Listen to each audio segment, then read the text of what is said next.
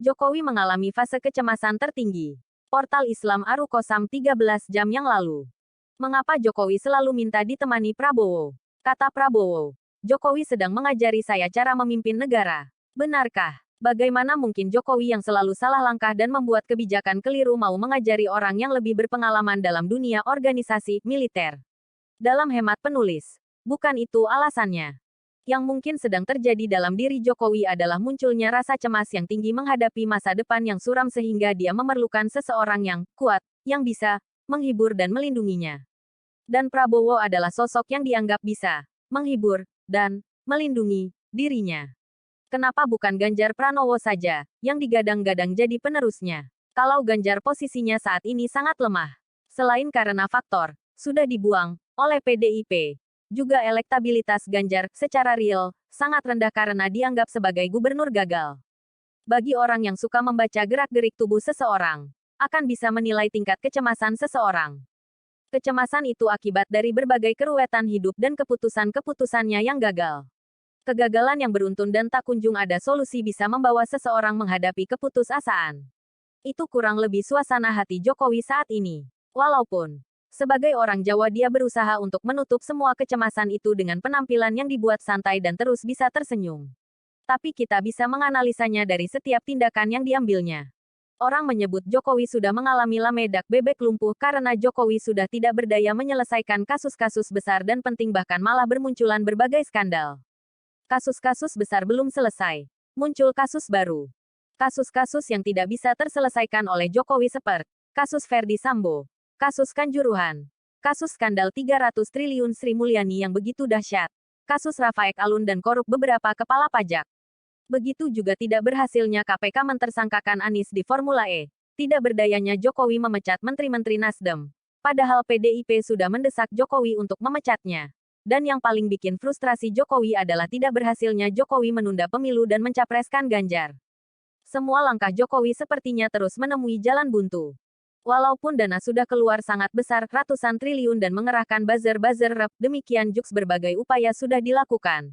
Termasuk menggerakkan relawan, menyuap insan kampus, aparat desa, dan perangkat lembaga negara. Tapi hasilnya nihil. Pemilu insya Allah tetap tidak akan berubah yaitu tanggal 14 Februari tahun 2024. Bahkan Jokowi sudah mengutus Lord Luhut untuk menemui Surya Paloh di markas Nasdem ini pertemuan ketiga kalinya. Apa tujuan Luhut menemui Surya Paloh? Untuk menekan Surya Paloh? Tidak mungkin. Karena posisi Nasdem saat ini jauh lebih kuat dari posisi Jokowi. Jadi untuk apa? Yang paling mungkin adalah Luhut mengemis kepada Surya Paloh agar jika kelak Anies jadi presiden, 1. Tidak akan mengkasuskan Jokowi dan keluarganya ke ranah hukum, 2. Agar proyek-proyek rintisan Jokowi dilanjutkan, termasuk IKN dan kereta cepat 3. Mungkin juga sekalian menitipkan karir politik putra-putranya. Berhasilkan permintaan Luhut itu, dengan tidak adanya konferensi pers dari keduanya setelah pertemuan selesai, dapat dipastikan misi Luhut gagal total. Mari kita inventarisir apa saja yang sangat dicemaskan Jokowi saat ini jika pemilu benar-benar digelar tanggal 14 Februari tahun 2024. Pertama, Ganjar hampir dipastikan gagal maju nyapres. Padahal Jokowi sangat berharap Ganjar dan Erick Thohir bisa maju nyapres dan menang Pilpres 2024, sehingga nasib Jokowi bisa terselamatkan. Dengan tidak bisa majunya Ganjar, tentu saja membuat Jokowi sangat cemas.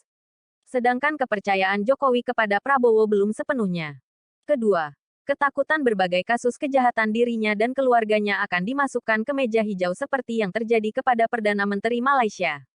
Dosa-dosa Jokowi sangat banyak, mulai dari korupsi, penggunaan ijazah palsu, terlibatnya kasus pembunuhan dan pembantaian petugas KPPS, KM50, Kanjuruhan, termasuk upaya pembunuhan dan kriminalisasi terhadap IBHRS, Tengku Zulkarnaen, Syekh Jabir, Maher et-Tuwailibi, Ketiga, tekanan dan intimidasi baik dari oligarki Taipan maupun rezim China komunis.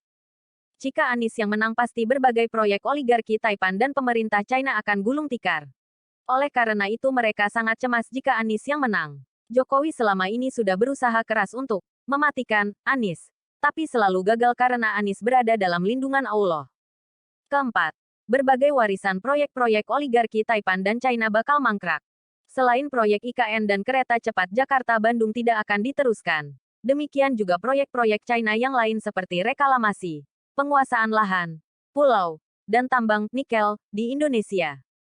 Kelima, Jokowi akan kehilangan pemuji-pemujinya. Setelah Nasdem, partai yang sangat setia bersama Jokowi selama 2 periode tiba-tiba menyatakan berpisah.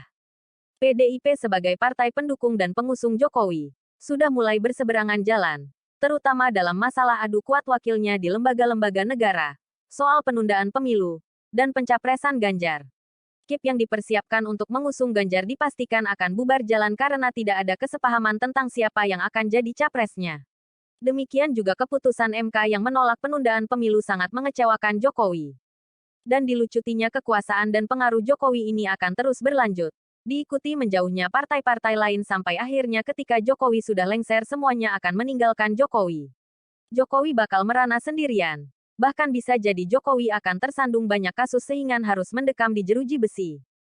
Siapa menanam dia yang mengetam. Orang yang menanam kebaikan akan mengetam kebahagiaan. Orang yang menanam keburukan akan mengetam kehinaan dan kesengsaraan. Dan ini pasti terjadi kepada siapa saja. Hidup ini cuma sekali.